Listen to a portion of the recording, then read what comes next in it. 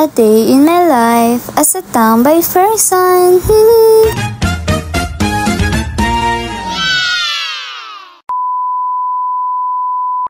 Today is October 6, 2025. Ngayon lang nakapag-upload kasi na-busy. Malapit na kasi mag-birthday si nanay kaya nagre-ready na kami. So ayun guys, let's go! A few moments later. At andito na nga kami sa Labo Public Market. At syempre kumain muna kami ng buko halo dito sa May Palengke. Para makapambili na rin ng mga kailangang sangkap para sa lulutuin sa birthday ni nanay. So ayun guys, ito na nga at namamalengke na kami. Wow!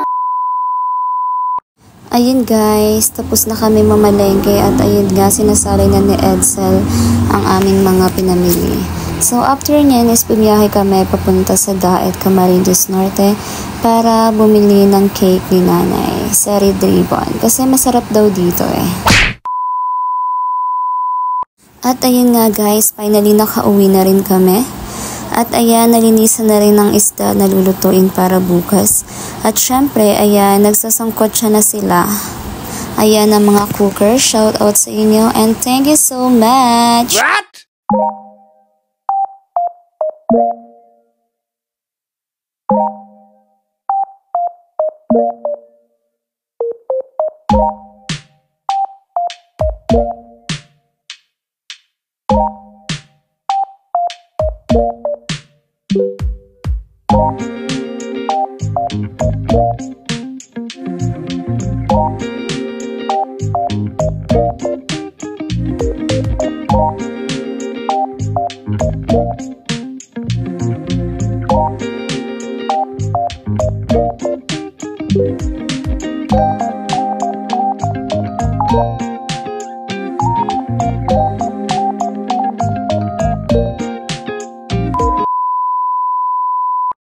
And after ko nga manggulo sa mga nagluluto sa labas, nagplastic na ako dito ng mga paper plate para syempre bukas hindi maraming hugasin kasi syempre mapagod yon guys.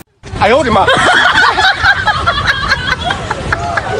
So ayun nga guys, at nagprito na sila dahil sa sobrang dami ng isda hindi alam kung makakatapos agad magprito bukas. So ayun guys, nag-happy-happy na sila dyan, lasing na at ito nga ay ang mga cooker na sobrang sisipag kahit gabi nagluluto. So ayun guys, yung iba tulog na syempre kasi sobrang gabi na yan guys. Ayan, si auntie mo pabida. Cheers.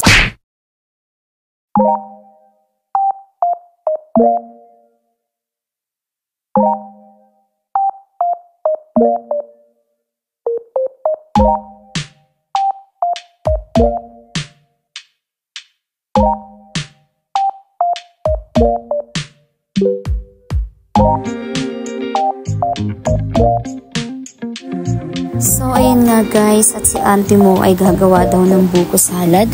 Sana naman ay masarap to kasi nakakairita yung gumawa at nagbukas man. Charis lang. What?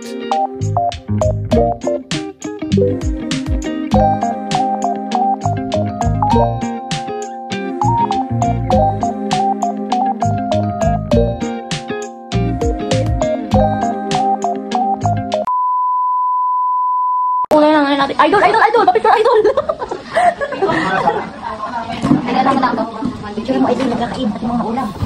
O diba mga bida-bida, akala mo naman talaga masarap yung mga ginawang salad.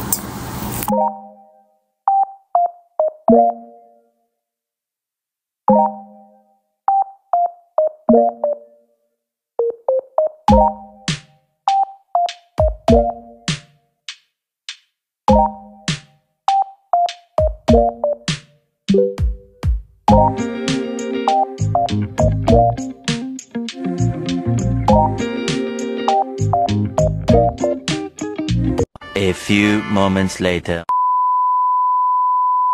Grabe, kawawa, parang gutom na gutom.